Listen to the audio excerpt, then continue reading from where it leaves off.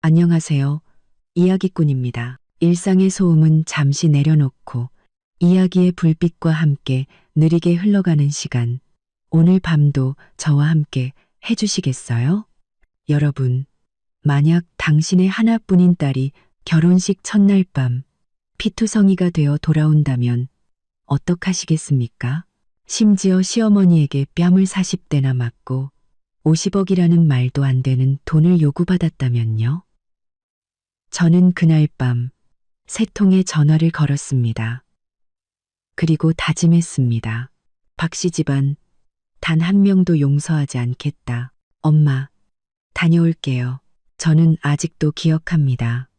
오늘 아침 제 딸 이나리가 새하얀 웨딩드레스를 입고 활짝 핀 꽃처럼 환하게 웃던 그 모습을요. 그 아이는 신랑 박지훈의 팔짱을 끼고 하늘에서 흩날리는 장미꽃잎 속에서 꽃으로 장식된 롤스로이스에 올라탔습니다. 어머니로서 저는 호텔 입구에 서서 멀어져 가는 웨딩카를 바라보며 만감이 교차했습니다. 20년 넘게 애지중지 키운 보물 같은 딸이 오늘부터 다른 집안의 며느리가 되는 날이었으니까요. 선화야, 너무 서운해하지 마. 우리 날이 시집 잘 갔잖아. 박서방네 집안도 괜찮고 지훈이 그 아이도 착실하고 지 집안도 괜찮고. 친구인 김 여사가 제 어깨를 두드리며 위로했습니다. 저는 억지 미소를 지었습니다. 그래, 그 애만 행복하면 됐지. 아무도 몰랐을 겁니다. 그 순간 제 주머니에 딸의 결혼 선물로 주려던 50억 원이 든 은행 카드가 들어있었다는 사실을요. 오늘 밤 딸의 새로운 시작을 위한 든든한 버팀목으로 직접 건네주고 싶었습니다. 저 이선화, 50평생을 살아오며 오직 제 두 손으로 작은 피부관리실에서 시작해 이제는 전국적인 뷰티 체인과 부동산 개발회사, 투자그룹까지 거느리게 되었습니다. 하지만 돈이 딸아이를 망칠까 두려워 저는 늘 평범한 중산층 가정의 생활을 유지하게 했습니다. 심지어 딸의 남편이 된 박지훈조차 우리 집의 진짜 재력을 전혀 알지 못했죠. 밤은 깊어지고 저는 별장 거실 통유리창 앞에 앉아 와인을 홀짝였습니다. 오늘 있었던 결혼식의 모든 순간이 머릿속을 스쳐 지나갔습니다. 박지훈의 집안이 대한민국 최상류층은 아니더라도 이 지역에서는 꽤 명망 있는 가문이었습니다. 나리의 시어머니 김미옥은 우아하고 품이 있어 보이는 중년 부인이었죠. 결혼식 내내 나리를 살뜰히 챙기며 내 예쁜 며느리라고 어찌나 다정하게 부르던지 내가 너무 예민한 거겠지. 저는 중얼거렸습니다. 하지만 김미옥의 그 웃음 뒤에 무언가 숨겨져 있는 듯한 느낌을 지울 수가 없었습니다. 벽시계가 새벽 일시를 가리키고 있었습니다. 신혼부부는 이제 막 그들의 첫날 밤을 보내고 있겠죠. 딩동, 딩동, 딩동. 요란한 초인종 소리가 고요한 밤을 갈랐습니다. 뒤이어 문을 미친 듯이 두드리는 소리가 들려왔습니다. 누구세요? 저는 와인잔을 내려놓고 미간을 찌푸리며 현관으로 향했습니다. 엄마, 문 좀 열어줘. 나리의 목소리였습니다. 날카롭고 공포에 질려 울음이 섞인 목소리. 심장이 쿵 하고 내려앉았습니다. 저는 허둥지둥 문으로 달려가 문을 활짝 열었습니다. 저는 숨을 헛들이켰습니다. 문 앞에는 제 딸이 불과 몇 시간 전까지만 해도 눈부시게 빛나던 신부가 서 있었습니다. 하지만 지금 딸의 웨딩드레스는 군데군데 찢겨 있었고 입가에는 핏자국이 선명했습니다. 한쪽 뺨은 시뻘겋게 부어올라 있었고 곱게 빗어 올렸던 머리는 마구 헝클어져 있었습니다. 아이의 눈에는 공포와 절망만이 가득했습니다. 나리야, 무슨 일이야? 저는 딸을 집 안으로 끌어당기며 문을 잠갔습니다. 딸은 저를 보자마자 안전한 항구를 찾은 배처럼 그대로 바닥에 주저앉아 통곡하기 시작했습니다. 엄마, 그 사람들 사람이 아니야. 악마야. 아이는 흐느끼며 횡설수설했습니다. 저는 그 아이 앞에 무릎을 꿇고 조심스럽게 딸의 얼굴을 감싸 쥐었습니다. 맙소사. 선명한 손자국, 시퍼런 멍, 터진 입술. 저는 떨리는 손으로 딸의 얼굴에서 피를 닦아냈습니다. 누가 그랬어? 박지훈이? 저는 터져나오는 분노를 억누르며 물었습니다. 나리는 고개를 저었습니다. 눈물이 뺨을 타고 흘러내렸습니다. 아니, 그 사람 엄마, 김미옥 여사가 대체 왜 너를 때린 거야? 온몸에 피가 거꾸로 솟는 기분이었습니다. 딸은 심호흡하며 간신히 입을 열었습니다. 결혼식 끝나고 그 집에 갔는데 거실에 다 모여 있더라고. 근데 갑자기 김미옥 여사가 예단 목록이라면서 종이를 꺼냈어. 아이는 말을 잇지 못하고 흐느꼈습니다. 저는 따뜻한 물을 한 잔 건네고 묵묵히 기다렸습니다. 박씨 집안 규칙이라면서 신부 쪽에서 예단비로 50억 원을 내야 한다고. 그렇지 않으면 자기 가문을 무시하는 거래. 나리는 간신히 말을 이었습니다. 우리 집에 그런 돈이 어디 있냐고 했더니 갑자기 얼굴이 싹 변하면서 내가 돈 보고 결혼한 가난뱅이 사기꾼이라고. 손톱이 손바닥을 파고들었지만 아무런 고통도 느껴지지 않았습니다. 그리고 제 목소리는 얼음장처럼 차가웠습니다. 박지훈은 그냥 옆에 서서 아무 말도 안 했어. 그리고 그 엄마가 내 뺨을 때리기 시작했어. 하나, 둘. 숫자를 세면서 40대를 꼬박 채워서. 나리는 그 말을 하며 온몸을 부르르 떨었습니다. 그러면서 내일 아침까지 돈을 못 보면 박지훈이랑 당장 이혼시키고 박씨 집안에서 내쫓을 거라고 했어. 저는 딸을 가만히 안아주었습니다.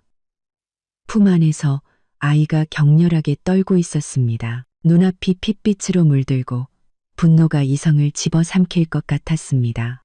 예단비 50억, 그리고 뺨 40대. 좋아, 박씨 집안. 좋아, 김미옥. 괜찮아. 아가, 엄마가 여기 있잖니.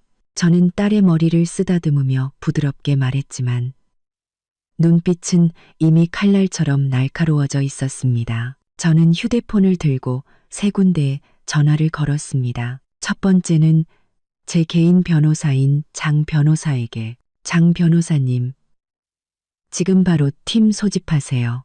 박씨 집안을 상해와 공갈 혐의로 고소할 겁니다. 반드시 죗값을 치르게 할 거예요. 두 번째는 경호업체 이 팀장에게. 이 팀장, 경호원 20명 필요합니다. 지금 즉시 박씨 집안 별장을 포위하고 안에 있는 사람들 전부 통제하세요. 단 한 명도 빠져나가게 해선 안 됩니다. 세 번째는 언론사 친구인 김 기자에게. 김 기자, 특종 하나 줄게. 박씨 가문의 추악한 스캔들이야. 내일 아침 일면 톱기사로 만들어줘. 전화를 끊고 저는 거울에 비친 제 충혈된 두 눈과 굳은 얼굴을 보았습니다. 그리고 딸의 상처 입은 뺨에 가볍게 입을 맞췄습니다. 나리야, 엄마가 그동안 말을 안 했는데 우리 집에 돈이 얼마나 있는지 아니? 저는 원래 결혼 선물로 주려던 그 은행 카드를 꺼냈습니다. 이 카드에 50억 원이 들어있어. 오늘 밤 너에게 주려고 했단다. 딸은 눈을 동그랗게 뜨고 저를 쳐다봤습니다. 엄마, 무슨 말이야? 우리가 어떻게 그런 돈이? 아가, 저는 차갑게 웃었습니다. 내 엄마는 전국에 300개가 넘는 아르떼 뷰티숍 체인을 가지고 있고 강남의 상업용 빌딩 5채, 그리고 투자회사도 2개나 운영하고 있단다. 총자산이 5천억 원이 넘어. 나리는 충격의 울음도 잊은 듯 했습니다. 5천억. 그래.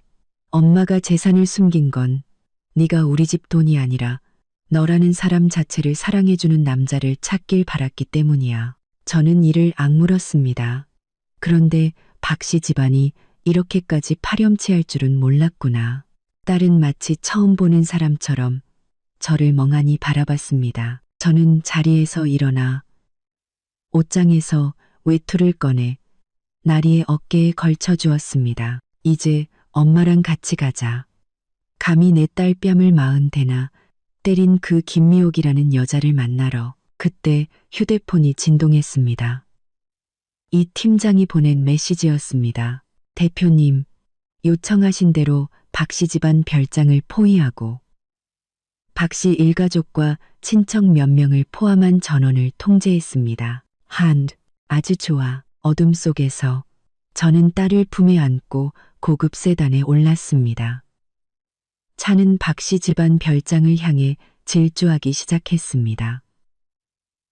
박씨 집안 별장을 향해 질주하기 시작했습니다. 김미옥, 내 딸 뺨을 40대나 때렸다고? 내가 진짜 절망이 뭔지 똑똑히 보여주마. 검은색 벤츠 5대가 어둠을 가르며 질주했습니다. 헤드라이트 불빛은 마치 칼집에서 뽑아든 날카로운 검 같았죠. 저는 가운데 차량 뒷좌석에 앉아 딸의 차가운 손을 꼭 잡고 있었습니다. 나리는 제 어깨에 기댄 채 여전히 미세하게 몸을 떨고 있었습니다. 차 안의 조명 아래 아이의 얼굴에 남은 상처는 유난히 아프게 보였습니다. 대표님, 3분 뒤 박씨 집안 별장에 도착합니다. 조수석에 앉은 이 팀장이 고개를 돌려 보고했습니다. 저는 고개를 끄덕였습니다. 창밖으로 앞뒤 차량에 제가 고액 연봉을 주고 고용한 최정예 경호원들이 가득 앉아 있는 것이 보였습니다. 지난 세월 저는 늘 몸을 낮추고 불을 과시하지 않았습니다. 하지만 오늘 밤 저는 박씨 집안이 누구를 잘못 건드렸는지 뼈저리게 느끼게 해줄 작정이었습니다. 엄마. 나리가 힘없이 입을 열었습니다. 우리 정말 이렇게까지 해야 해. 일이 너무 커지는 거 아닐까? 저는 고개를 돌려 딸의 부어오른 뺨을 보았습니다. 가슴이 찢어지는 것 같았습니다. 이런 상황에서도 남을 먼저 걱정하는 착한 아이. 저는 딸의 머리를 부드럽게 쓰다듬었습니다. 나리야, 기억하렴. 사람이 너무 착하면 무시당하는 법이란다. 오늘 밤 엄마가 네게 첫 번째 교훈을 가르쳐주마. 너를 괴롭힌 자들이 어떻게 땅을 치고 후회하게 만드는지를. 차량 행렬이 끼익 소리를 내며 한 호화별장 앞에 멈춰섰습니다. 바로 박씨 집안의 저택이었죠. 유럽풍으로 지어진 집은 불을 환하게 밝히고 있었고 정원에는 결혼식 장식이 그대로 남아 있었습니다.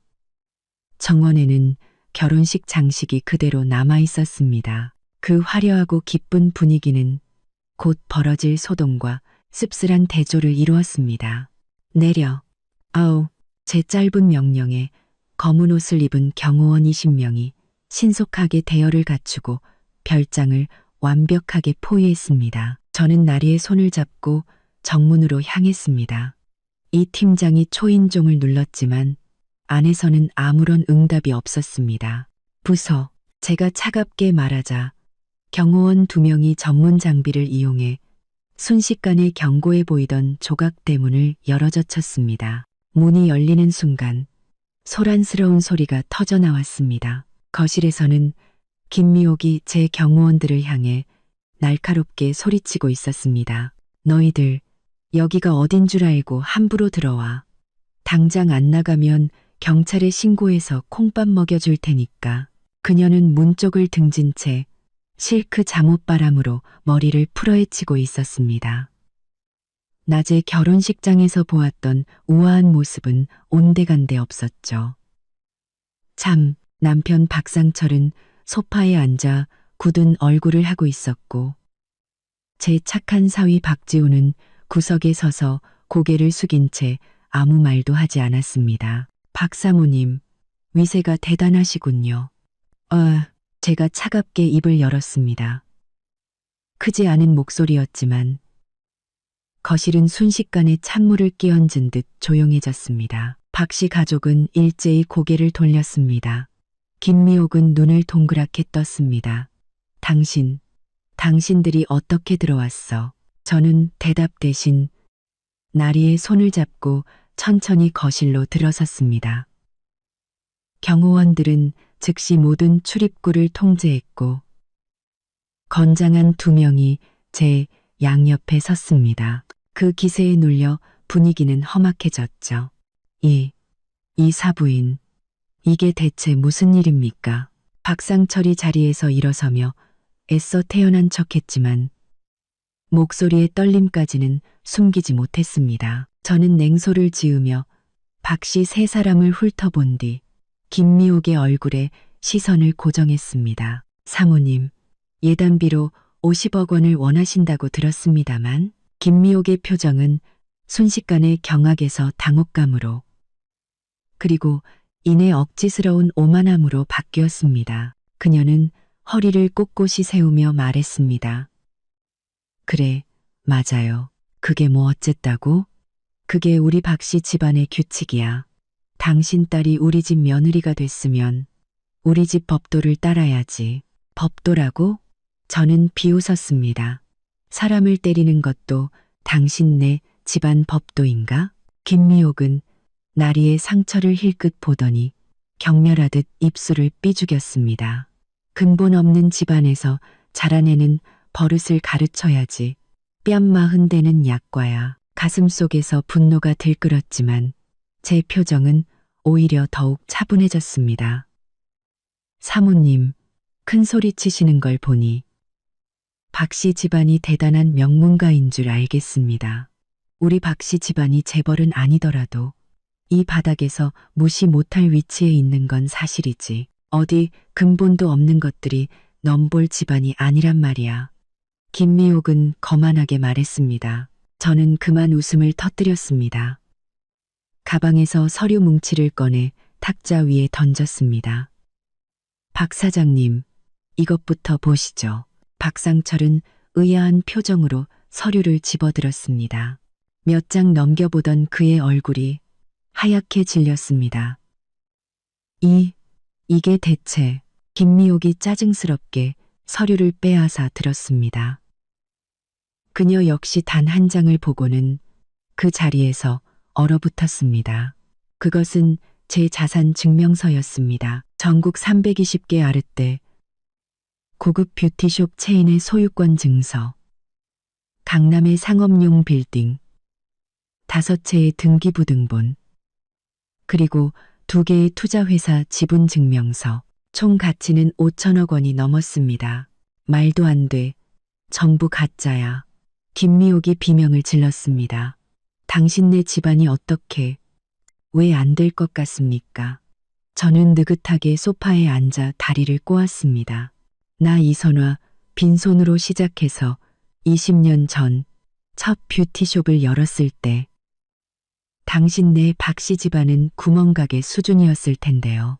박상철의 태도는 180도 돌변했습니다. 이 대표님, 오해입니다. 이건 전부 오해라고요. 제 아내가 철이 없어서 너그러이 용서해 주십시오. 어우, 오해? 저는 벌떡 일어나 나리를 끌어당겨 그 아이의 상처를 가리켰습니다. 이게 오해라고? 뺨마흔 대가 오해고 50억 원을 갈취하려 한 게 오해란 말입니까? 박지훈이 마침내 고개를 들었습니다. 창백한 얼굴로 말했죠. 장모님, 저는 일이 이렇게 될 줄은. 닥쳐. 저는 날카롭게 소리쳤습니다. 내 엄마가 내 딸을 때릴 때 옆에서 보고만 있었으면서 이제 와서 장모님 소리가 나와? 나리가 제 옷소매를 살짝 잡아당겼습니다. 엄마, 지훈 씨는 그냥 엄마를 무서워해서 반항하지 못했을 거야. 저는 딸을 보며 가슴이 아팠습니다. 이 와중에도 저런 한심한 녀석을 감싸다니, 이게 사랑이라는 걸까요? 사람을 이렇게 눈멀게 만드는 걸까요? 그때 김미옥이 갑자기 달려와 쿵 소리를 내며 무릎을 꿇었습니다. 대표님, 제가 사람을 못 알아봤습니다. 제발 한 번만 용서해 주세요. 나리는 정말 좋은 아이예요. 제가 다시는 안 그러겠습니다. 저는 비위를 거스르는 듯한 표정으로 이 여자를 내려다봤습니다. 이제 와서 용서를 빈다고? 내 딸을 때릴 땐 그렇게 당당하더니 제가 죽을 죄를 지었습니다. 김미옥은 갑자기 자기 뺨을 때리기 시작했습니다. 분이 안 풀리시면 저도 뺨 40대, 아니 80대라도 맞겠습니다. 박상철도 다가와 거들었습니다. 이 대표님, 이제 우린 한 가족 아닙니까? 좋게 이야기로 푸시죠. 누가 당신들과 한 가족입니까? 저는 비웃으며 외쳤습니다. 장 변호사님, 문가에 서 있던 장 변호사가 앞으로 나섰습니다. 대표님, 고소장 준비는 끝났습니까? 네, 준비됐습니다. 상해, 공갈, 인격 모독 혐의까지 증거는 차고 넘칩니다. 장 변호사는 안경을 고쳤으며 말했습니다. 형법 제157조에 따라 사람의 신체를 상해한 자는 7년 이하의 징역에 처할 수 있으며 공갈죄의 경우 액수가 특별히 클 때는 10년 이상의 징역도 가능합니다. Now, 김미옥은 그 말을 듣고 그대로 바닥에 주저앉았습니다. 안 돼. 제발. 제발. 제발. 저는 그녀를 내려다보며 말했습니다. 사모님, 교도소에는 당신 시중 들어줄 하녀가 없을 텐데 당신 같은 귀부인이 며칠이나 버틸 수 있을지 모르겠군요. 이 대표님, 박상철이 외쳤습니다. 배상하겠습니다. 얼마든지 돈으로 배상해드리겠습니다. 돈. 저는 세상에서 가장 우스운 농담을 들은 사람처럼 웃었습니다. 내가 돈이 부족해 보입니까? 바로 그때 다리가 제 손을 잡아당겼습니다. 엄마, 제발. 고소는 하지 말아줘. 저는 놀라서 딸을 바라봤습니다. 나리야, 저들이 너한테 어떻게 했는데 알아. 나리는 입술을 깨물었습니다. 하지만 그래도 지훈 씨와의 결혼식이잖아. 일이 법정까지 가면 박지훈은 마치 구명줄이라도 잡은 듯 나리의 손을 잡으려고 달려들었습니다. 나리야, 역시 네 마음속엔 아직 내가 있었구나. 내가 잘못했어. 정말 미안해. 저는 그의 손을 매섭게 쳐냈습니다. 내 딸한테서 떨어져. 하지만 나리는 작은 목소리로 말했습니다. 엄마, 박지훈 씨랑 단둘이 이야기하고 싶어. 저는 미간을 찌푸렸습니다. 나리야, 제발, 딱 5분만. 나리의 눈에 눈물이 고였습니다. 저는 긴 한숨을 내쉬며 딸의 부탁을 차마 거절하지 못했습니다. 이 팀장, 저 두 사람 잘 감시해. 박지훈이 내 딸 머리카락 한 올이라도 건드리면 그 손모가지를 부러뜨려버려. 박지훈은 벌벌 떨며 나리를 따라 발코니로 향했습니다. 저는 박씨 부부를 차갑게 쏘아보며 말했습니다. 시간이 없으니 조건을 이야기하죠. 박상철은 연신 고개를 끄덕였습니다.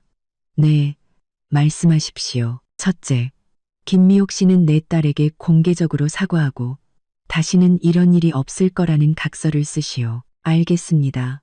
둘째, 당신들이 요구한 50억 원에 대해 말인데 필요 없습니다. 저희는 단 한 푼도 원하지 않습니다. 김미옥이 다급하게 손을 저었습니다. 저는 비웃었습니다. 아니, 그 50억 내가 주겠소. 당신네 박씨 집안과 내 딸의 모든 인연을 끊어내는 값으로. 박상철의 얼굴이 굳었습니다.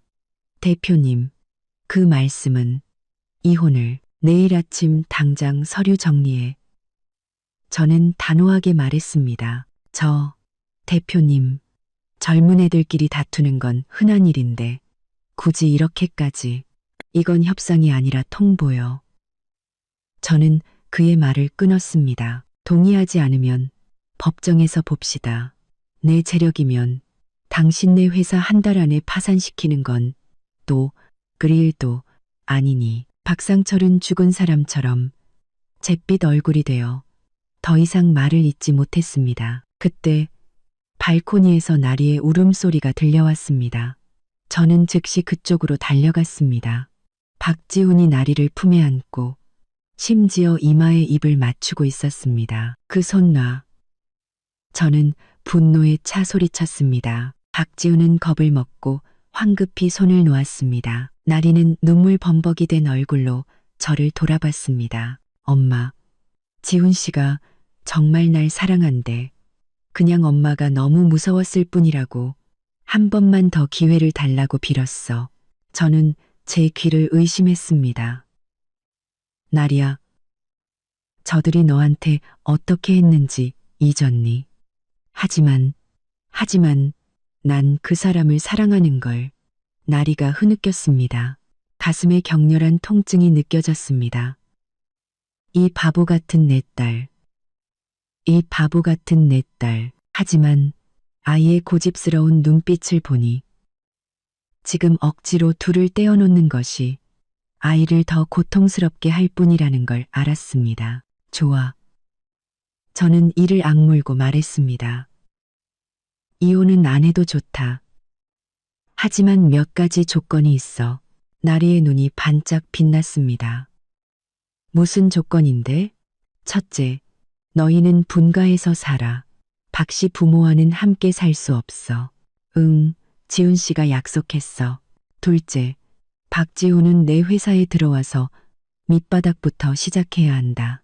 내가 3년간 지켜볼 거야. 만약 마음에 들지 않으면 그땐 즉시 이혼이야. 박지훈이 다급하게 고개를 끄덕였습니다. 네, 장모님.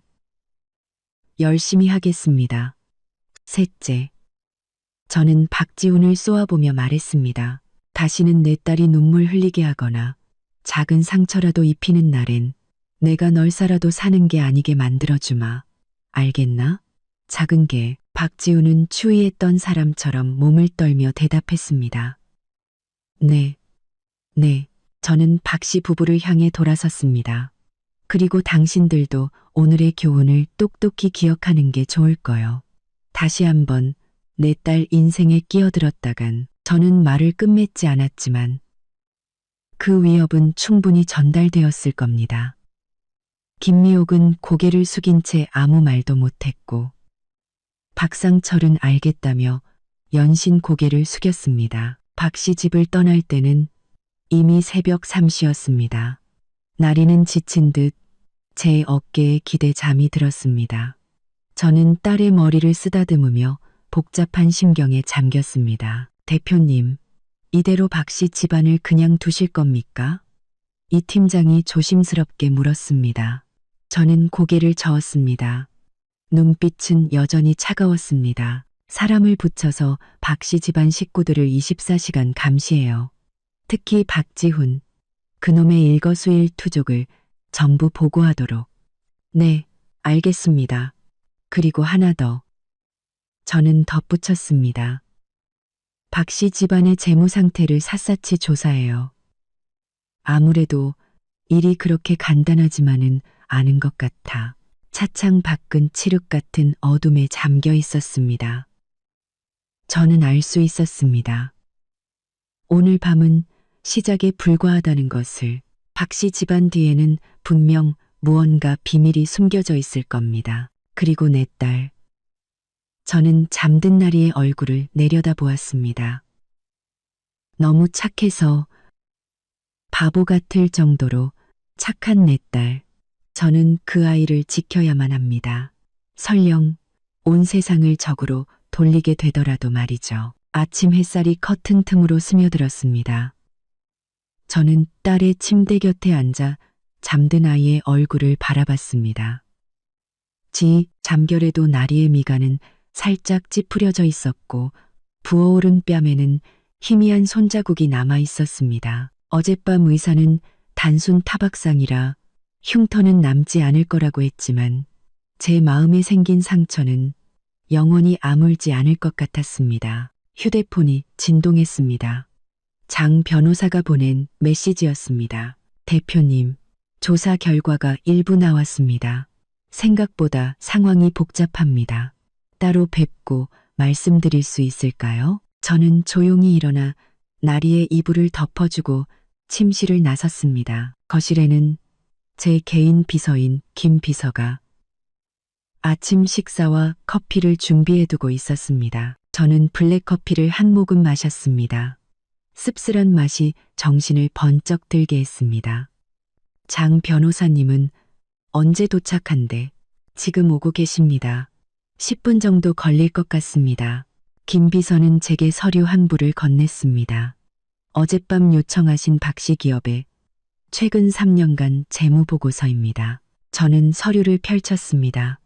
미간이 점점 더 좁혀졌습니다. 박씨 집안은 겉보기에는 화려했지만 속은 이미 골물대로 골마 있었습니다. 주력 사업인 건자재 사업은 3년 연속 적자를 기록했고 부채는 200억 원이 넘었습니다.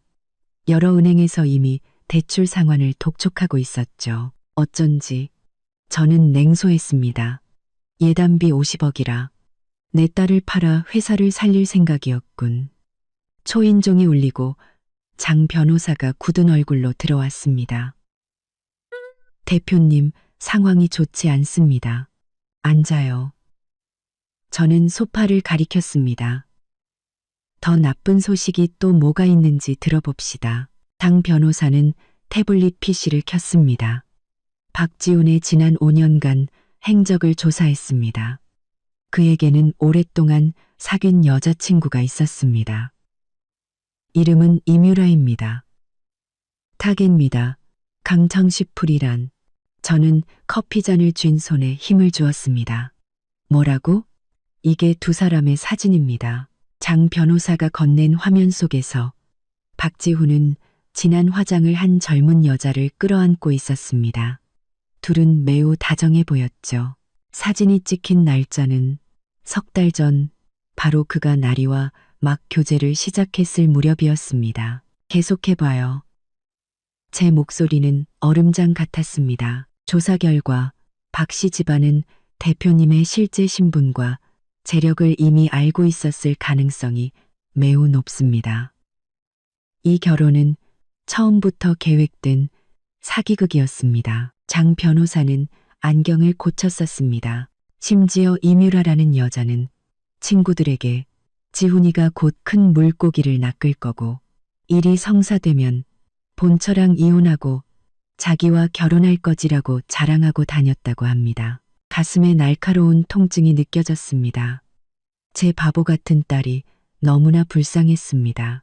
진정한 사랑을 만났다고 믿었건만 실은 그저 남들의 눈에 큰 물고기였을 뿐이라니. 확실한 증거는 있나? 네. 장 변호사는 녹음 파일을 재생했습니다. 유라야, 조금만 더 참아. 내가 이씨 집안 그 멍청한 여자 돈만 손에 넣으면 바로 이혼하고 너한테 갈게. 박지훈의 목소리였습니다. 너무나 선명했죠. 녹음된 날짜는 바로 어제 그들의 결혼식 당일이었습니다. 저는 벌떡 일어섰습니다. 하마터면 커피잔을 엎지를 뻔했습니다. 이 짐승 같은 놈. 내 딸이 가장 행복했던 그 순간에 그는 다른 여자에게 미래를 약속하고 있었던 겁니다. 엄마, 계단에서 잠이 덜 깬 나리의 목소리가 들려왔습니다. 왜 이렇게 일찍 일어나셨어요? 저는 재빨리 태블릿을 끄고 억지 미소를 지었습니다. 아가, 깼니? 좀 더 자지 않고. 나리는 천천히 계단을 내려왔습니다. 아침 햇살 아래 아이의 상처는 더욱 뚜렷하게 보였습니다. 내 잠옷을 입은 모습이 유난히 작고 연약해 보였습니다. 잠이 안 와서요. 아이는 조용히 말하며 장 변호사와 김 비서를 훑어보았습니다. 무슨 일 있어요? 저는 잠시 망설였습니다. 진실은 아이에게 상처를 주겠지만 거짓말은 더 깊은 상처를 남길 겁니다. 나리야, 네가 알아야 할 게 있어. 저는 아이를 소파에 앉혔습니다. 박지훈에 관한 이야기야. 허우, 나리의 표정이 금세 굳어졌습니다. 지훈 씨가 왜요? 저는 직접 대답하는 대신 장 변호사를 바라보았습니다. 녹음 파일, 들려주세요. 녹음이 다시 재생되었습니다. 나리의 얼굴은 시간이 흐를수록 점점 더 창백해졌습니다. 박지훈의 멍청한 여자라는 말이 귓가에 들렸을 때 아이의 몸이 눈에 띄게 휘청거렸습니다. 마치 가슴을 정통으로 맞은 사람처럼요. 이럴 리가 없어. 나리는 고개를 저었습니다. 눈에는 이미 눈물이 그렁그렁했습니다. 뭔가 잘못됐을 거야. 누가 지훈 씨 목소리를 흉내낸 걸 거야. 나리야. 저는 가슴 아프게 아이를 끌어안았습니다. 엄마. 나리가 갑자기 제 손을 잡았습니다. 이 녹음 파일 어디서 난 거예요? 누가 일부러 지훈 씨를 함정에 빠뜨리려는 거 아닐까요? 엄마도 알잖아요. 사업하는 사람들은 적이 많으니까. 엄마의 경쟁 상대가 그랬을 수도. 저는 한숨을 쉬었습니다. 장 변호사님, 사진도 보여주세요. 박지훈과 이뮤라의 다정한 사진과 메시지 기록이 눈앞에 펼쳐지자 나리는 마침내 말을 잃었습니다. 아이는 멍하니 태블릿만 응시하며 소리 없이 눈물을 흘렸습니다. 아가. 제가 아이의 등을 쓰다듬었습니다. 나리가 갑자기 고개를 들었습니다. 눈에는 한 줄기 고집스러운 빛이 스쳤습니다. 지훈 씨 만나야겠어요. 직접 만나서 물어볼래요. 안 돼. 저는 단호하게 거절했습니다. 그런 쓰레기 같은 놈은 네가 다시 만날 가치도 없어. 엄마. 나리의 목소리가 커졌습니다. 이건 제 결혼이에요. 저한테는 직접 그의 해명을 들을 권리가 있어요. 만약 이게 다 오해라면요? 빨갛게 충혈된 아이의 눈과 떨리는 입술을 보니 더 많은 증거를 들이밀어도 아이의 사랑에 대한 믿음을 단번에 무너뜨릴 수는 없다는 것을 깨달았습니다. 나리는 어릴 때부터 그랬습니다. 한번 마음먹은 것은 9마리의 소가 끌어도 돌아서지 않았죠. 좋아. 저는 마지못해 타협했습니다. 하지만 단둘이 만나는 건 안 돼. 이 팀장이 경호원들을 데리고 널 따라갈 거다. 나리는 고개를 끄덕이며 눈물을 닦았습니다. 고마워요, 엄마. 고마워요. 장 변호사와 김 비서가 떠난 후 나리는 씻으러 위층으로 올라갔습니다. 저는 즉시 이 팀장에게 전화를 걸었습니다. 이 팀장, 인원을 더 투입해서 24시간 내 딸을 보호해요. 박 씨 집안 쪽은 무슨 움직임이 있습니까? 대표님, 상황이 있습니다. 이 팀장의 목소리가 낮아졌습니다. 어젯밤 박상철이 심야에 외출해서 금성 캐피탈이라는 곳에 갔습니다. 조사해보니 그곳은 배경이 복잡한 사채업체였습니다. 저는 눈을 가늘게 떴습니다. 계속 감시해요. 특히 박지훈, 그놈의 일거수일투족을 전부 알아내. 전화를 끊고 창가로 다가갔습니다. 겉보기에는 모든 것이 평온했지만 저는 폭풍우가 몰려오고 있음을 직감했습니다. 나리가 옷을 갈아입고 내려왔을 때는 겉으로는 평정을 되찾은 듯 보였습니다. 살짝 붉어진 눈가만이 아이의 속마음을 드러내고 있었죠. 엄마, 지훈 씨랑 카페에서 만나기로 약속했어요. 아이는 조용히 말했습니다. 저는 고개를 끄덕였습니다. 이 팀장이 데려다 줄 거다. 나리가 떠난 후 저는 즉시 회사 핵심 임원들을 소집했습니다. 감히 박 씨 집안이 내 딸을 이용하려 했다면 그 대가를 치를 준비도 되어 있어야 할 겁니다.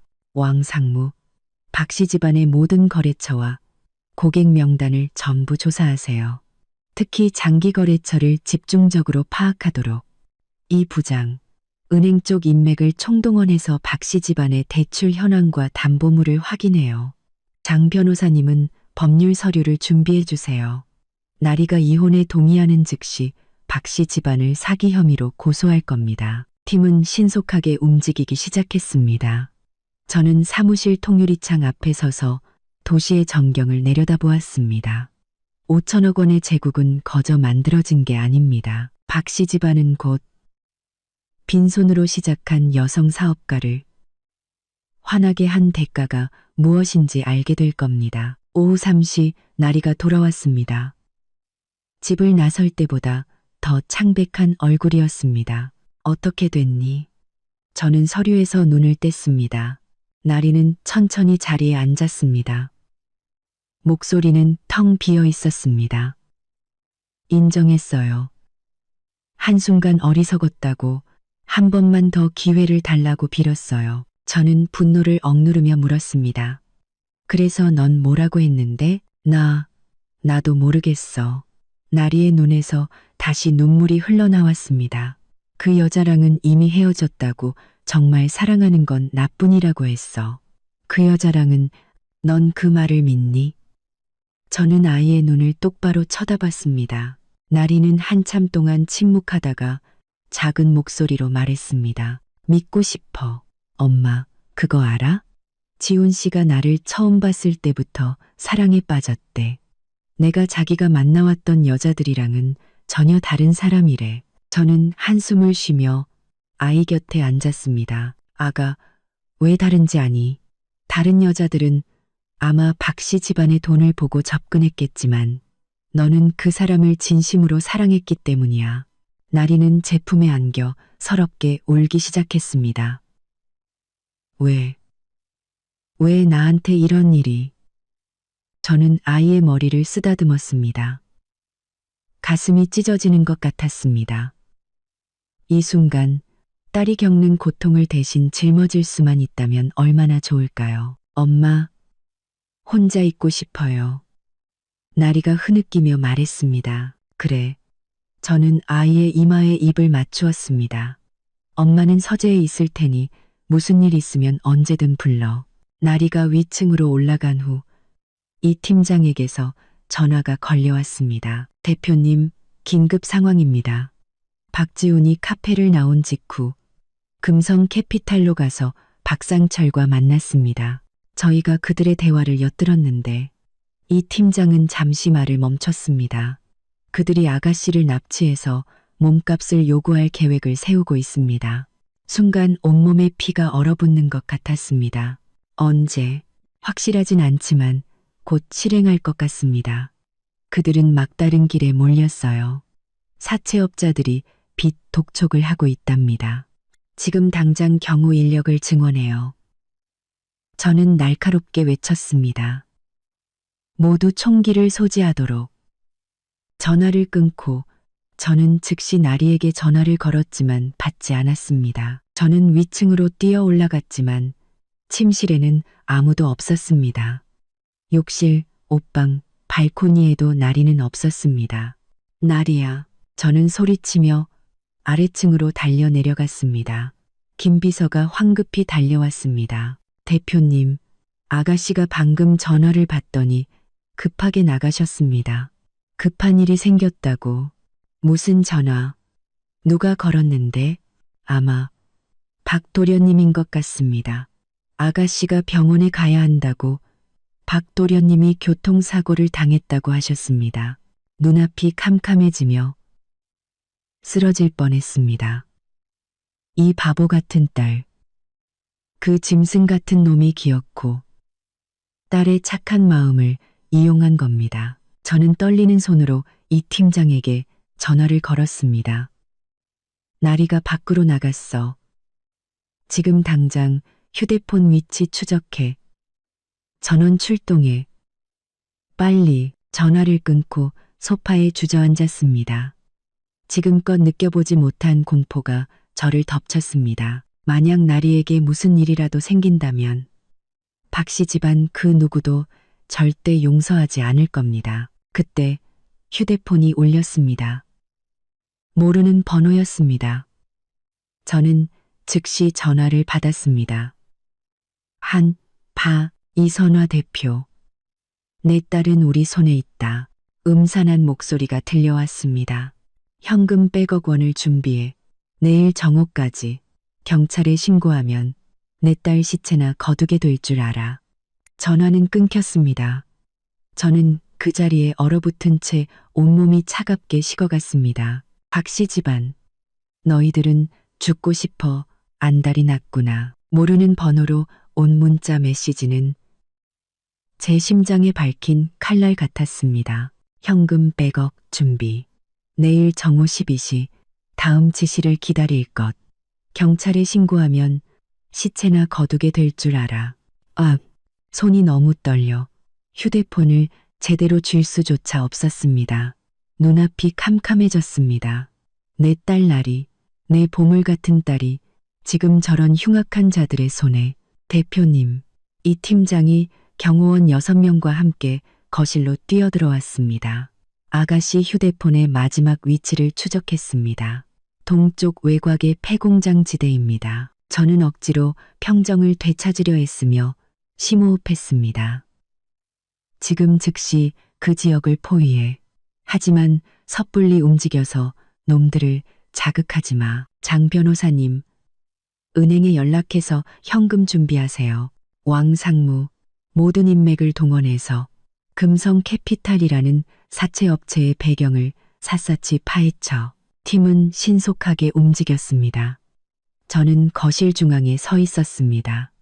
시간은 길게 늘어진 듯 1초가 1년처럼 느껴졌습니다. 대표님, 은행에서 대표님의 직접 승인이 있어야 거액의 현금을 인출할 수 있다고 합니다. 장 변호사가 전화를 들고 말했습니다. 저는 전화를 건네받았습니다. 목소리는 제 것이 아닌 듯 냉정했습니다. 나 이선아요. 승인 코드 AF7900. 즉시 현금 100억 원을 준비해줘요. 전부 국원으로 1년 번호가 이어지지 않게. 전화를 끊고 저는 다른 번호로 전화를 걸었습니다. 김 기자, 나야. 특종거리가 있는데 아직 보도하면 안 돼.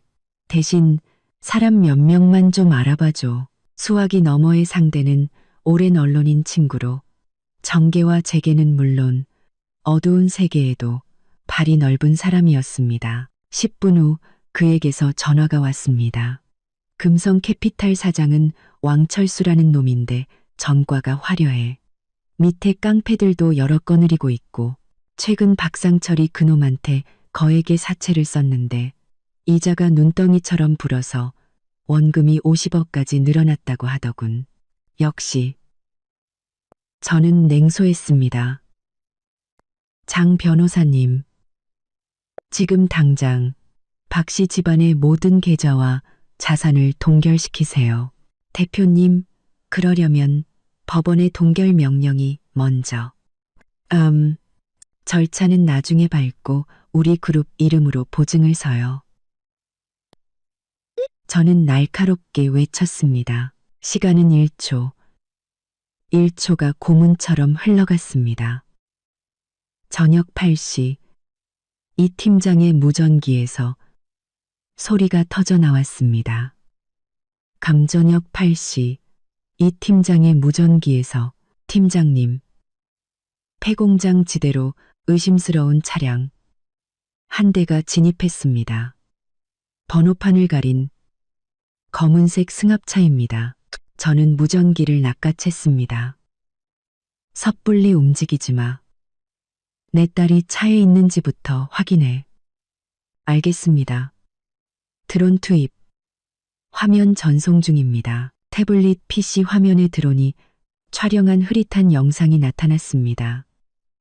검은색 승합차 한 대가 폐공장 안으로 천천히 들어갔습니다. 차에서 남자 3명이 내렸고 그중 1명이 마대자루를 끌고 있었습니다. 심장이 멎는 것 같았습니다. 확대, 빨리 확대해. 화면이 커지자 마대자루 밖으로 익숙한 머리카락 한 줌이 보였습니다. 날이었습니다. 아이는 살아있었습니다. 작전 개시. 지금 당장. 저는 외투를 집어들고 밖으로 뛰쳐나가려 했습니다. 이 팀장이 저를 막아섰습니다. 대표님, 너무 위험합니다. 저희 전문가들이 처리하겠습니다. 저 안에 내 딸이 있어. 저는 거의 소리치듯 외쳤습니다. 차 준비해. 나도 직접 가야겠어. 5대의 SUV가 동쪽 폐공장 지대를 향해 질주했습니다. 차 안에서 그 모르는 번호로 다시 문자가 왔습니다. 내일 아침 8시 현금 전달 방식. 잔꾀 부리지 마. 우린 널 지켜보고 있다. 저는 냉소하며 답장했습니다. 돈은 준비됐다. 내 딸이 안전한지부터 확인시켜. 몇 분 후 사진 한 장이 도착했습니다. 사진 속 나리는 의자에 묶인 채 입이 테이프로 막혀 있었습니다. 한제 얼굴에는 새로운 상처가 보였지만 눈빛은 여전히 꺾이지 않았습니다. 가슴이 찢어지는 듯한 고통이 밀려왔습니다. 더 빨리. 저는 운전기사를 재촉했습니다. 폐공장 지대는 칠흑같이 어두웠습니다. 우리는 멀찍이 차를 세우고 야간 투시 장비로 상황을 살폈습니다. 공장 입구에는 보초 2명이 서 있었고 안에서는 희미한 불빛이 새어나왔습니다. 대표님, 작전은 이렇습니다. 이 팀장이 브리핑을 시작하려 할 때 제가 말을 끊었습니다. 내가 2명을 데리고 후문으로 잠입하겠어. 이 팀장은 주력 부대를 이끌고 정문으로 양동 작전을 펼쳐서 놈들의 시선을 끌어. 너무 위험합니다. 명령이야. 저는 권총을 확인했습니다. 험난한 재계에서 살아남으며 제 자신을 지키기 위한 총기 사용법 정도는 익혀두었죠. 어둠을 틈타 저와 경호원 2명은 조용히 공장 뒤편으로 돌아갔습니다. 녹슨 철문이 반쯤 열려 있었고 안에서 희미한 목소리가 들려왔습니다. 두목이 그랬어. 돈만 받으면 바로 처리하라고. 거친 목소리가 들렸습니다. 저 계집애 꽤 예쁘던데. 처리하기 전에 우리 형제들이 좀 즐겨도 되지 않겠어? 다른 남자가 음흉하게 웃었습니다. 손톱이 손바닥을 파고들었습니다. 분노가 온몸을 태울 것 같았습니다. 근노가 온몸을 태울 것 같았습니다. 이 짐승만도 못한 것들. 경호원이 조심스럽게 문틈을 열어 안전을 확인한 뒤 우리는 공장 안으로 잠입했습니다. 안에는 버려진 기계와 잡동사니가 가득해 몸을 숨기기 좋았습니다. 소리를 따라 조심스럽게 주거 업물로 접근했습니다. 그때 정문 쪽에서 쾅 하는 큰 소리가 났습니다.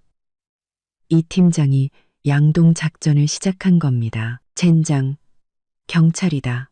누군가 소리쳤고 공장 안은 순식간에 아수라장이 되었습니다. 저는 그 틈을 타 안으로 뛰어 들어갔습니다.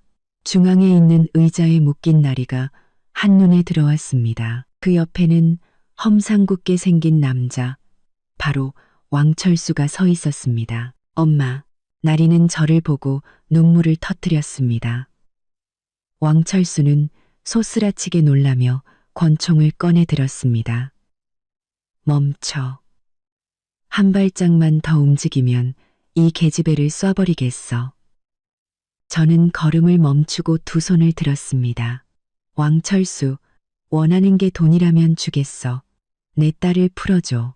이선아. 왕철수가 비웃었습니다. 여장부답게 직접 죽으러 오셨군. 정문 쪽의 소란은 점점 더 커졌습니다. 왕철수는 초조한 기색이 역력했습니다. 총 버려. 안 그러면 쏜다. 저는 천천히 허리를 숙여 총을 내려놓는 척하다가 순식간에 몸을 굴리며 총을 발사했습니다. 탕! 총알이 왕철수의 어깨를 스쳤습니다. 그는 비명을 지르며 총구를 놓쳤습니다.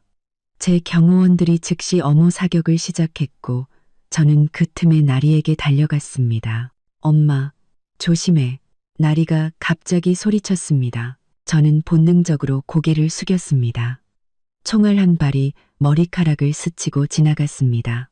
돌아보니 한 깡패가 저를 향해 총을 겨누고 있었습니다. 절체절명의 순간 이 팀장이 부대를 이끌고 들이닥쳐 그 깡패를 한 방에 쓰러뜨렸습니다. 왕철수는 상황이 불리해지자 뒤도 돌아보지 않고 도망쳤습니다. 저는 그를 쫓는 대신 나리의 밧줄부터 풀어주었습니다. 엄마, 나리는 제 품에 안겨 온몸을 떨었습니다. 괜찮아, 아가. 이제 다 괜찮아. 저는 딸을 꼭 껴안았습니다. 마침내 눈물이 터져 나왔습니다. 갑자기 나리가 몸을 굳히며 바닥을 가리켰습니다. 저게 뭐예요? 아이의 시선을 따라가 보니 왕철수가 도망치다 떨어뜨린 USB 메모리가 보였습니다. 경호원이 그것을 주워 제게 건넸습니다. 나중에 확인하자. 저는 나리를 부축하며 밖으로 나갔습니다. 일단 병원부터 가야 해. 병원에서 검사를 마치고 나리가 타박상 외에는 괜찮다는 것을 확인한 뒤에야 우리는 집으로 돌아왔습니다. 나리는 뜨거운 물로 샤워하고 간단히 요기를 한 뒤에야 조금 안정을 되찾았습니다. 엄마, 저를 불러낸 건 지훈 씨였어요. 아이는 고개를 숙인 채 말했습니다. 자기가 교통사고로 병원에서 죽어가고 있다고 마지막으로 보고 싶다고 했어요. 저는 아이의 손을 꼭 잡았습니다. 무슨 말로 위로해야 할지 몰랐습니다. 제가 정말 바보 같았어요. 그 사람이 이상하다는 걸 알면서도 결국 가버렸으니까. 나리의 눈물이 손등 위로 뚝뚝 떨어졌습니다. 아니야. 네가 바보인 게 아니야. 저는 조용히 말했습니다. 네가 너무 착해서 그런 거야. 장 변호사가 문을 두드리고 들어왔습니다. 대표님, 경찰이 왕철수의 부하 3명을 체포했지만 왕철수 본인은 도주했습니다. 박 씨 일가족 3명은 통제하에 조사를 받고 있습니다. 저는 고개를 끄덕였습니다. 그 USB는 확인했나요? 네, 확인했습니다. 장 변호사는 복잡한 표정으로 나리를 힐끗 보았습니다. 안에 영상과 사진 몇 개가 들어 있었습니다. 저는 그의 의도를 즉시 알아차렸습니다. 나리야, 너는 먼저 쉬렴. 엄마가 보고 올게. 아니요. 나리가 갑자기 고개를 들었습니다. 저도 볼래요. 모든 진실을 알아야겠어요. 저는 잠시 망설이다가 결국 고개를 끄덕였습니다. 장 변호사는 노트북을 탁자 위에 놓고 USB 안에 파일을 열었습니다. 첫 번째 영상이 재생되었습니다. 화면 속에서 박지훈과 이뮤라라는 여자가 벌거벗은 채 서로를 끌어안고 역겨운 대화를 나누고 있었습니다. 유라야, 내가 이씨 집안 그 멍청한 여자 돈만 손에 넣으면 바로 이혼하고 너한테 갈게. 우리 엄마가 다 계획해놨어. 처음엔 예단비로 50억을 받고 그 다음엔 천천히 그 집 재산을 빼돌리는 거야. 나리의 얼굴이 새하얗게 질렸습니다. 두 번째 영상은 더 충격적이었습니다. 박지훈과 왕철수의 비밀 대화였습니다. 그 계집애를 납치해서 최소 100억은 뜯어내야 해. 돈 받은 다음엔 바로 처리해서 뒤탈없게 만들고. 영상의 마지막 부분에서 박지훈은 웃으며 말했습니다. 그 멍청한 여자는 아직도 내가 자길 사랑하는 줄 안다니까. 진짜 웃기지 않냐?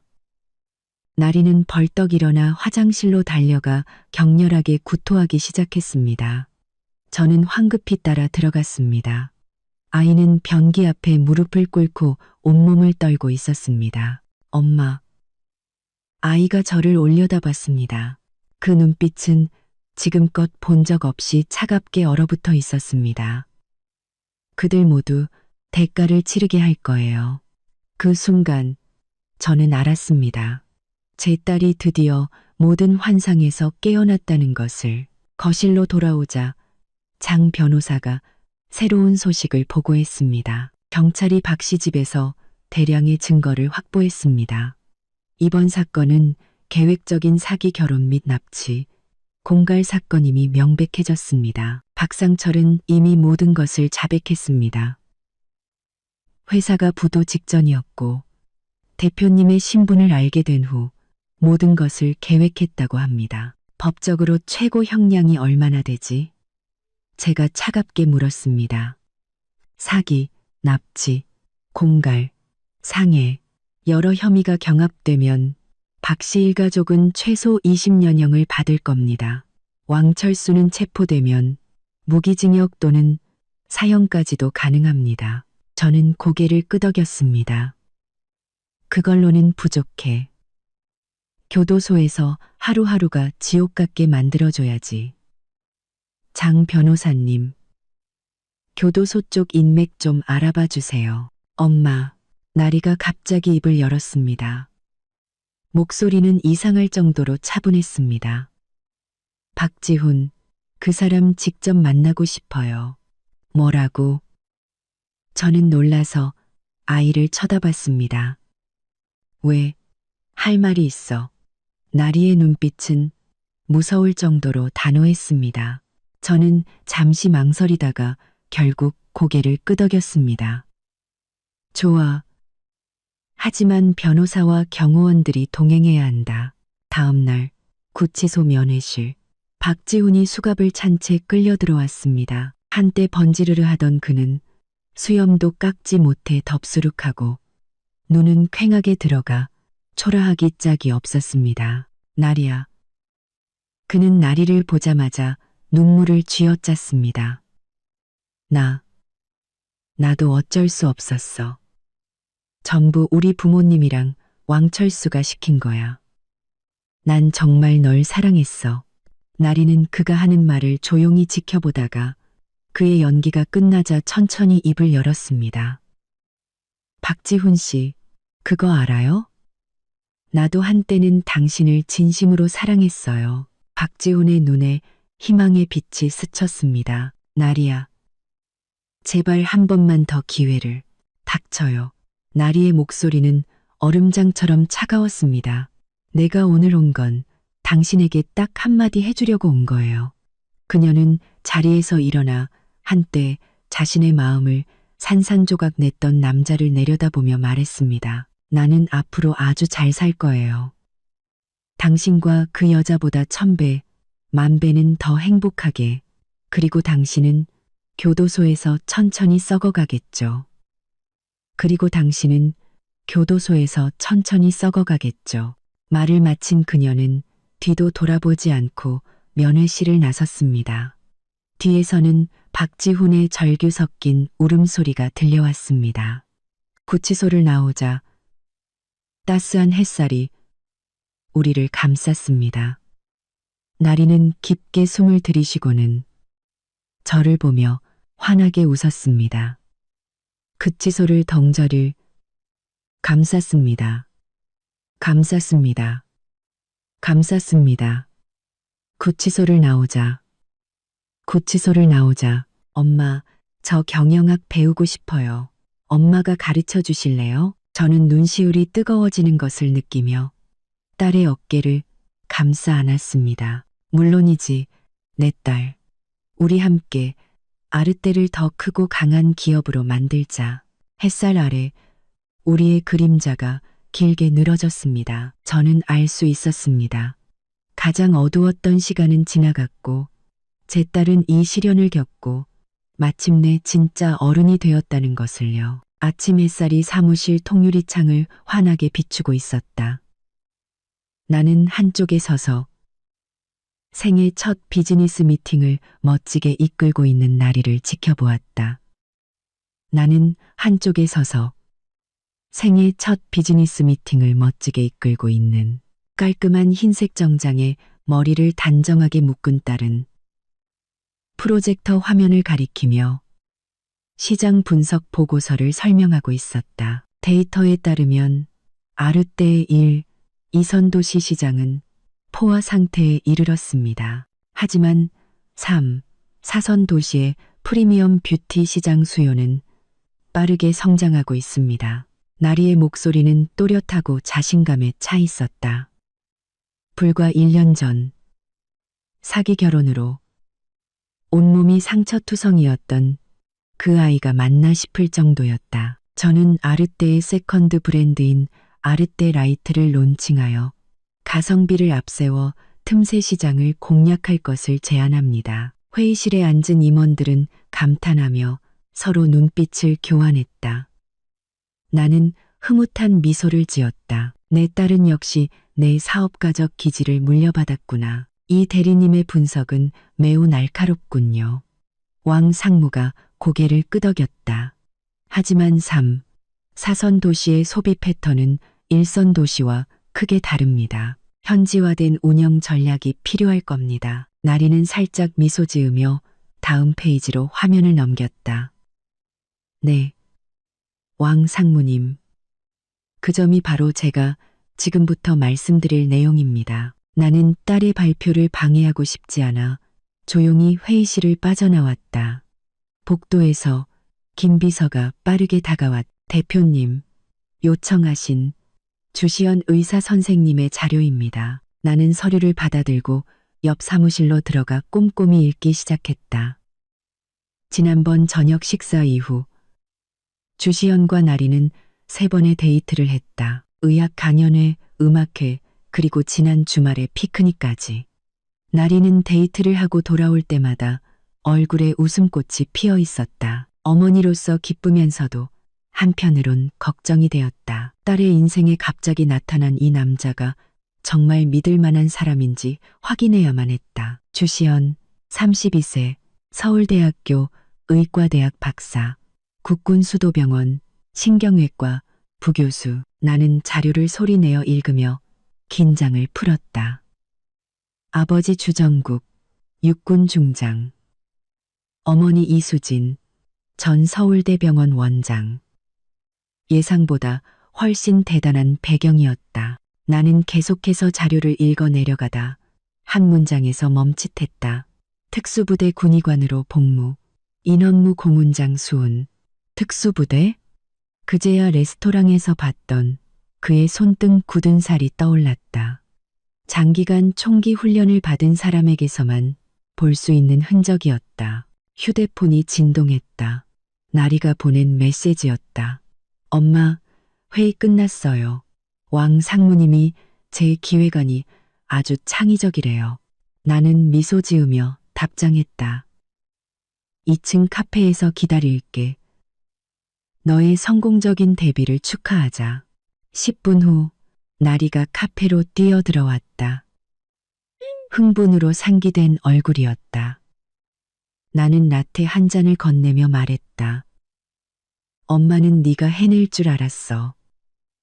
다음 주 이사회에서 이 계획을 네가 직접 발표하렴. 나리의 미소가 살짝 굳었다. 이사회요? 엄마, 제가 할 수 있을까요? 왜 못해? 방금도 아주 잘했잖아. 나는 딸을 격려했다. 나리야, 넌 내 생각보다 훨씬 강한 아이란다. 나리는 말없이 커피를 젓다가 문득 물었다. 엄마, 주시연 선생님, 조사하셨죠? 나는 뜨끔해서 하마터면 커피를 쏟을 뻔했다. 어떻게 알았어? 아까 엄마 사무실에 갔었는데 안 계셔서요. 책상 위에 서류가 놓여 있더라고요. 나리는 복잡한 눈빛으로 나를 바라봤다. 엄마, 저 이제 어린애 아니에요. 나는 한숨을 쉬었다. 미안하다. 아가. 그냥 그가 믿을 만한 사람인지 확인하고 싶었을 뿐이야. 뜻밖에도 나리는 화를 내는 대신 웃었다. 알아요. 사실 저도 그 사람에 대해 몰래 알아봤는걸요. 나는 눈을 동그랗게 떴다. 네가 인터넷으로 찾을 수 있는 기본 정보 정도요. 나리는 혀를 쏙 내밀었다. 엄마, 그거 알아요? 그분 아버지가 장군이래요. 나는 그만 웃음을 터뜨렸다. 내 딸이 정말 어른이 되었구나. 더 이상 사랑에 맹목적으로 빠지는 바보 같은 소녀가 아니었다. 그래서 두 사람 진도는 어디까지 나갔니? 내가 조심스럽게 묻자. 나리의 얼굴이 다시 붉어졌다. 그냥 좋은 친구 사이죠. 하지만 정말 다정한 사람이에요.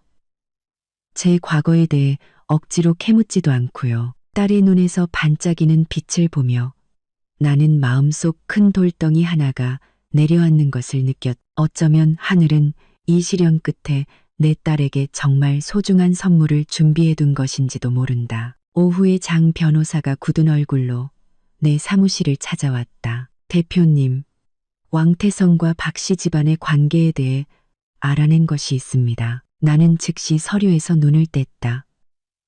말해봐요. 박상철이 사채를 빌렸던 금성 캐피탈의 실소유주가 바로 왕태성이었습니다. 장 변호사는 서류를 건네며 말했다. 그리고 박지훈이 이 대리님과 교제하기 석 달 전 왕태성이 박상철과 비밀리에 만났던 사실도 확인했습니다. 나는 벌떡 일어나 주먹으로 책상을 내리쳤다. 역시 그놈이었어. 더 의심스러운 점이 있습니다.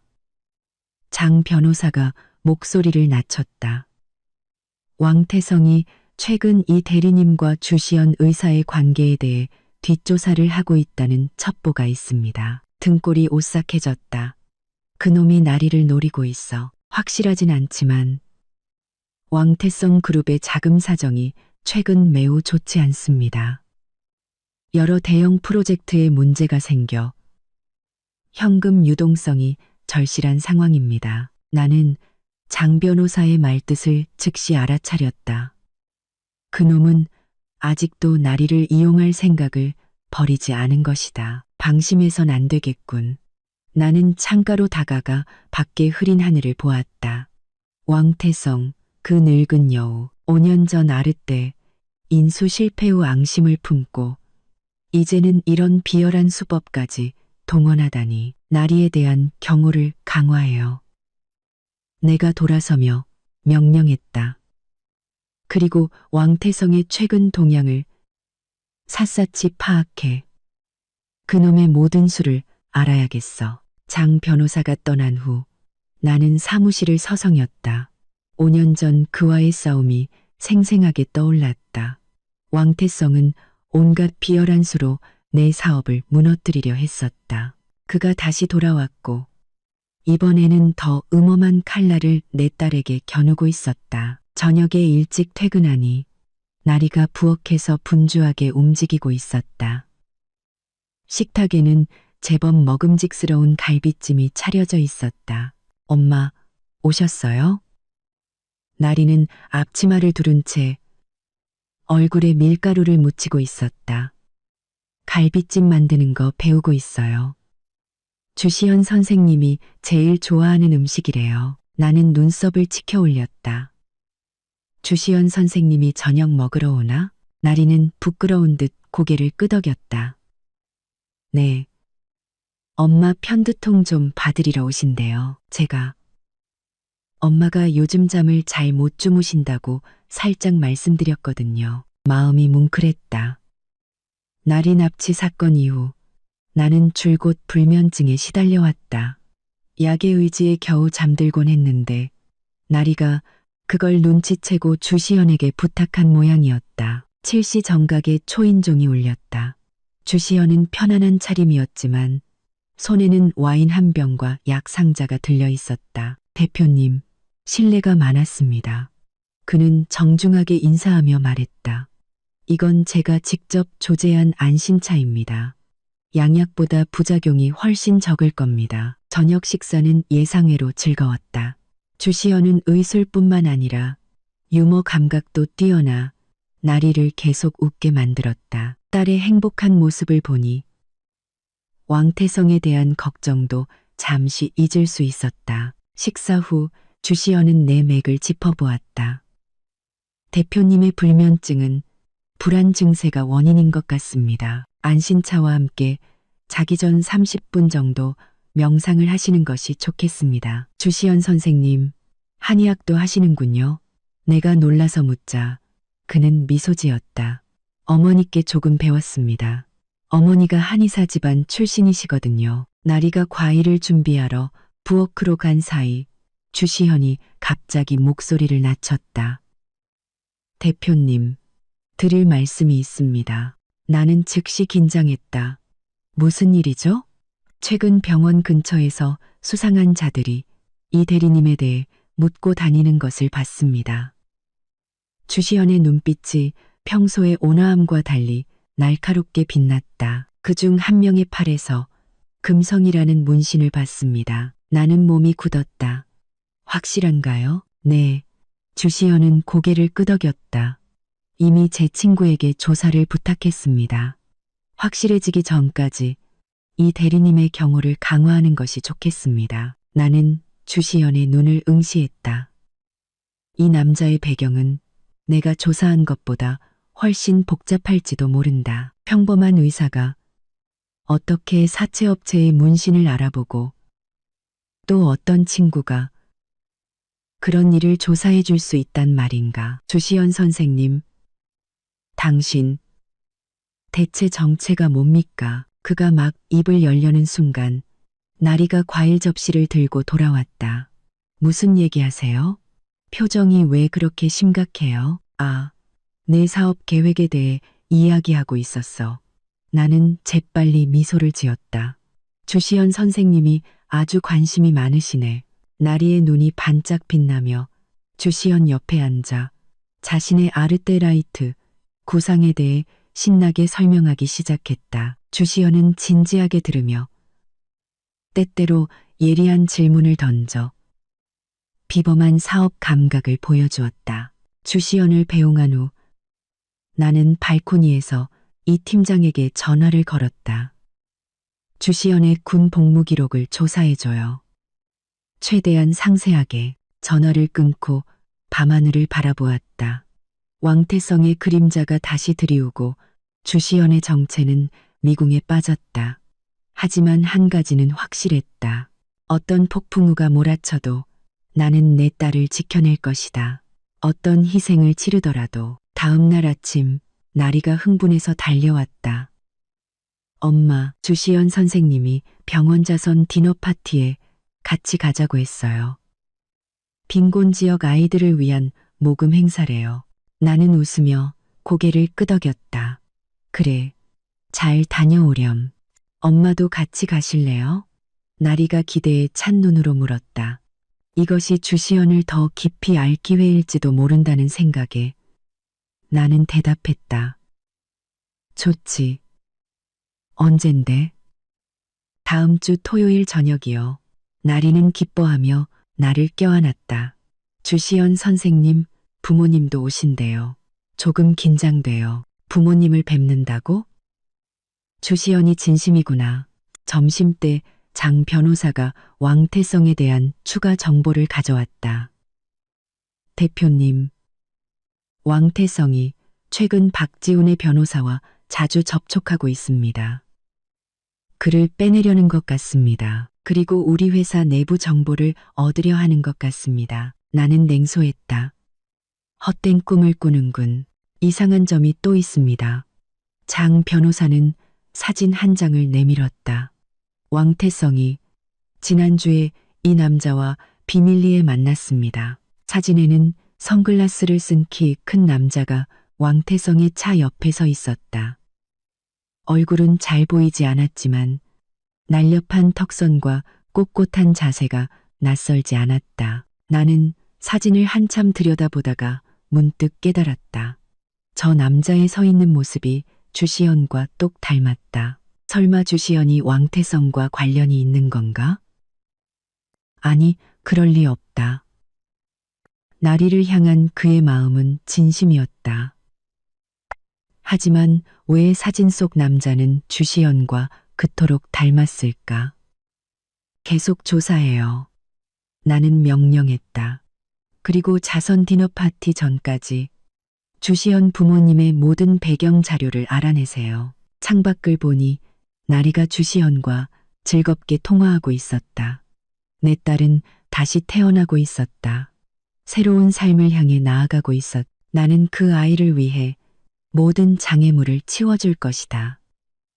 그게 왕태성이든 그 누구든. 국군 수도병원의 자선 디너 파티는 상상 이상으로 성대했다. 화려한 샹들리에 아래 각계각층의 명사들이 모여 있었다. 나리는 내 팔짱을 낀 채 옅은 푸른색 드레스를 입고 눈부시게 빛나고 있었다. 긴장되니? 내가 묻자 나리는 심호흡하며 대답했다. 조금요. 주시연 선생님 부모님도 오신다고 해서. 바로 그때 주시연이 인파를 헤치고 다가왔다. 그의 옆에는 기품 있는 중년 부부가 함께였다. 남자는 군복의 훈장이 빛났고 여자는 우아했지만 눈빛이 날카로웠다. 대표님, 나리 씨, 제 부모님이십니다. 주시연이 소개했다. 주정국 장군이 내게 손을 내밀어 악수하는 순간 그의 손바닥에서 작은 금속성의 물체가 느껴졌다. 나는 태연하게 그것을 소매 안으로 감추며 웃었다. 장군님, 말씀 많이 들었습니다. 아드님이 정말 훌륭하시더군요. 주시연의 어머니는 나리의 손을 잡고 다정하게 이것저것 물었다. 겉으로는 친절했지만 나는 그녀의 눈이 나리를 샅샅이 훑고 있음을 느꼈다. 주시연한테 들었다. 클래식 음악을 좋아한다면서? 네, 특히 쇼팽을 좋아해요.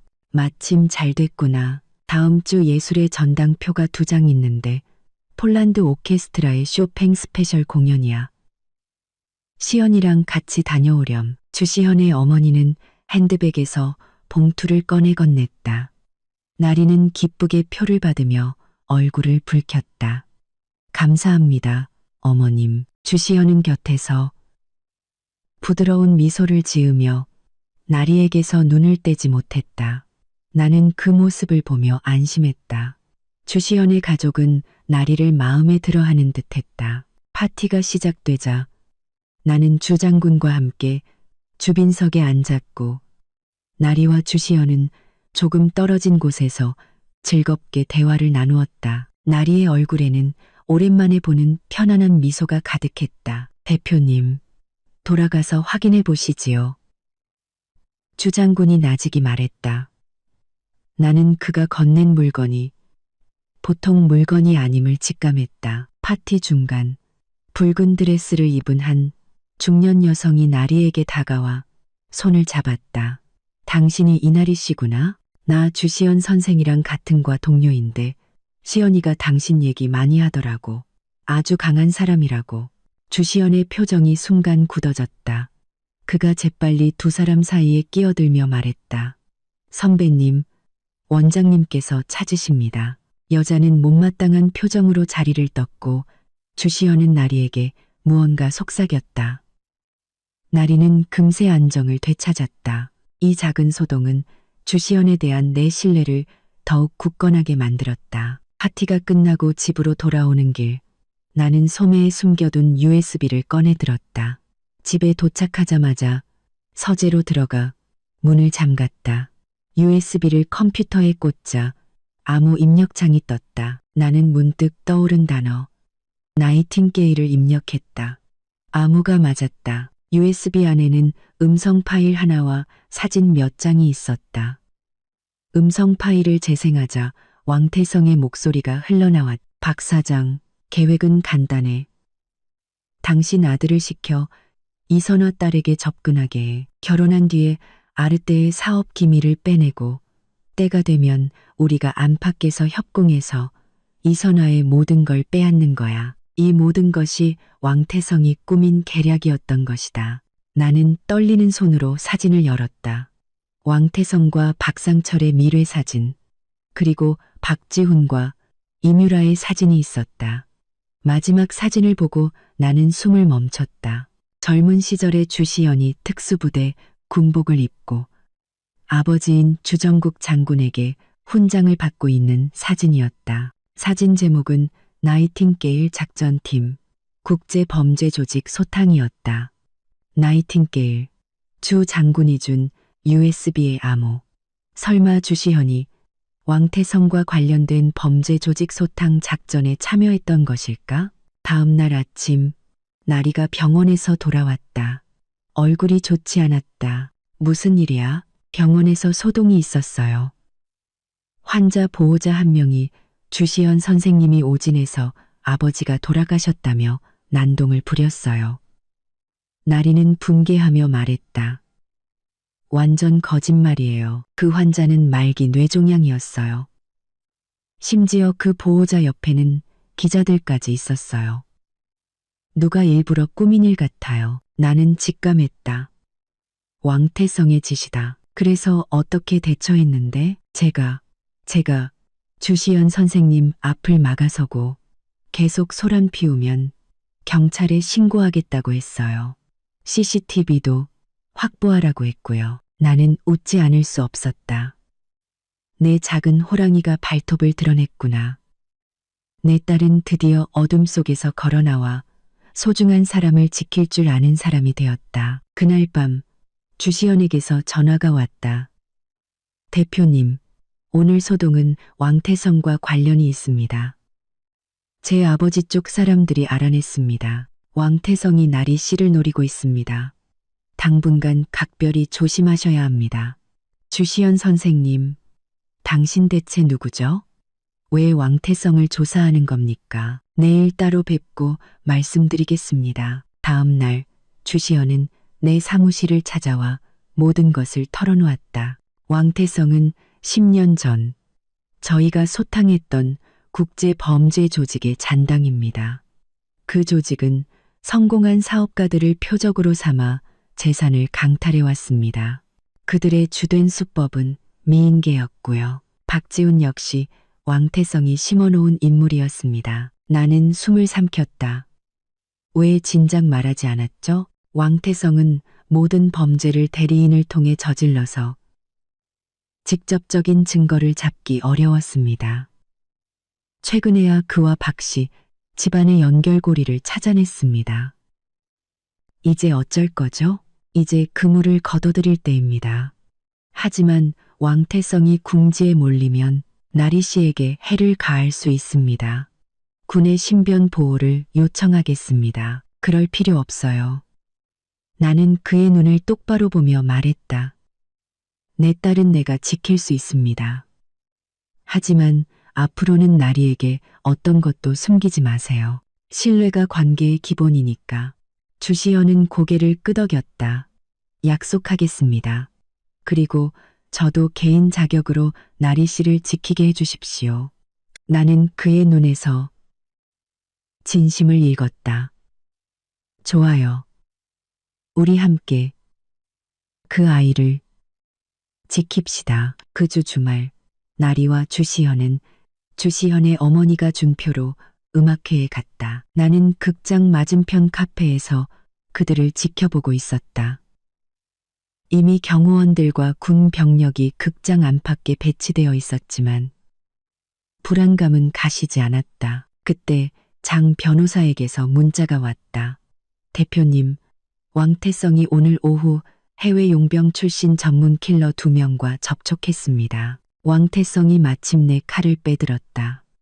나는 즉시 이 팀장에게 인력 증원을 지시했다. 그 순간 극장 연문에서 주시연이 나왔다. 그는 길을 건너 곧장 카페로 들어왔다. 대표님, 극장 안에 수상한 자들이 있습니다. 나리 씨는 안전 통로로 대피시켰습니다. 군 병력이 집까지 호송할 겁니다. 그는 한때 유령이라 불리던 국제 지명 수배 용병을 극장에서 봤다고 했다. 바로 그때 쾅하는 소리와 함께 카페 유리가 박살났다. 주시연은 나를 덮쳐 바닥에 쓰러뜨렸다. 총알이 빗발쳤다. 저격수입니다. 주시연이 외치며 휴대폰으로 긴급 지원을 요청했다. 나이팅게일. 지원 요청. 1급 위기 상황. 그는 허리춤에서 권총을 꺼내 들었다. 특수부대 출신 현역 정보부대 특수요원. 이것이 그의 진짜 정체였다. 우리는 총알을 피해 주방으로 몸을 숨겼다. 뒷골목으로 빠져나가자 소음기를 단 권총을 든 외국인 2명이 우리를 막아섰다. 주시연은 나를 쓰레기통 뒤로 밀치고 순식간에 2발을 발사했다. 골목에서 격렬한 총격전이 벌어졌다. 1분도 채 되지 않아 2명의 괴한은 쓰러졌다. 곧이어 검은색 SUV들이 도착했고 완전 무장한 특수부대원들이 내렸다. 주 대위님, 그들은 주시연에게 경례했다. 주시연은 그들에게 상황을 지시하고 나를 안전하게 집으로 호송하라고 명령했다. 나는 차에 오르기 전 그에게 물었다. 나리는 이미 안전하게 집에 도착했습니다. 걱정 마십시오. 집에 도착하니 나리는 군인들의 보호 아래 거실에 앉아 있었다. 나를 보자마자 달려와 안겼다. 엄마, 무서웠어요. 주시연 선생님은요? 나는 딸에게 주시연의 진짜 신분을 털어놓았다. 나리는 충격의 말을 잃었다. 새벽 3시 주시연에게서 전화가 왔다. 대표님, 모든 상황이 종료됐습니다. 왕태성과 그 일당은 모두 체포됐습니다. 다쳤나? 가벼운 상처입니다. 나리 씨는 괜찮습니까? 나는 딸에게 전화기를 건넸다. 두 사람은 한참 동안 이야기를 나누었다. 나는 발코니에 서서 동이 터오는 하늘을 바라보았다. 길고 긴 악몽이 드디어 끝나가고 있었다. 사건이 종결된 후 주정국 장군은 내게 왕태성의 모든 범죄 기록을 보여주었다. 그는 지난 10년간 수많은 기업가를 파멸로 이끌었다. 가장 충격적인 사실은 김미옥이 젊은 시절 왕태성의 내연녀였으며 그의 계획에 따라 박상철에게 의도적으로 접근했다는 것이었다. 박씨 집안 전체가 왕태성의 장기말이었던 셈이다. 며칠 뒤 나는 기자회견을 열어 왕태성의 모든 범죄를 폭로했다. 주시연은 군 대표 자격으로 참석하여 그의 신분을 공개했다. 기자회견이 끝나고 주시연은 내게 와서 정식으로 나리와의 교제를 허락해달라고 요청했다. 나리 역시 내게 그를 사랑한다고 고백했다. 나는 두 사람에게 한 가지 조건만 걸었다. 다시는 서로에게 어떤 비밀도 만들지 말 것. 그날 이후 모든 것이 제자리를 찾아갔다. 왕태성과 박씨 일가는 법의 심판을 받았다. 김미옥은 정신병원에서 스스로 목숨을 끊었고 박상철은 병보석으로 풀려났으며 박지우는 모든 것을 잃고 거리의 불황자가 되었다. 그리고 1년 후 이사님들 화면을 봐주십시오. 아르떼 라이트는 론칭 3개월 만에 전국 20개 도시에 매장을 열었고 월 매출 200억 원을 돌파했습니다. 회의실에서 나리는 이제 완벽한 사업가가 되어 있었다. 시련은 내 딸을 더욱 단단하고 빛나는 사람으로 만들었다. 회의가 끝나고 나리가 내게 말했다. 엄마, 오늘 저녁에 주시연 선생님 부모님께서 도착하세요. 저희 결혼 날짜를 정하기로 했어요. 나는 벅차오르는 마음을 감출 수 없었다. 저녁 식사 자리에서 양가는 화기애애한 분위기 속에 다음 달 18일로 결혼 날짜를 정했다. 나는 딸의 행복한 모습을 보며 지난 1년간의 모든 고통이 눈 녹듯 사라지는 것을 느꼈. 집으로 돌아오는 길. 차창 밖으로 쓰레기통을 뒤지는 남루한 행색의 박지훈이 보였다. 나리는 잠시 그를 바라보다가 이내 고개를 돌렸다. 엄마, 고마워요. 엄마가 아니었다면 전 영영 일어서지 못했을 거예요. 나는 딸의 손을 꼭 잡았다. 바보 같은 소리. 엄마는 언제나 네 곁에 있을 거야. 결혼식 당일 나리는 세상에서 가장 아름다운 신부였다. 나는 딸의 손을 잡고 주시연에게 인도하며 말했다. 내 딸, 잘 부탁하네. 제 목숨을 걸고 지키겠습니다. 주시연은 굳게 약속했다.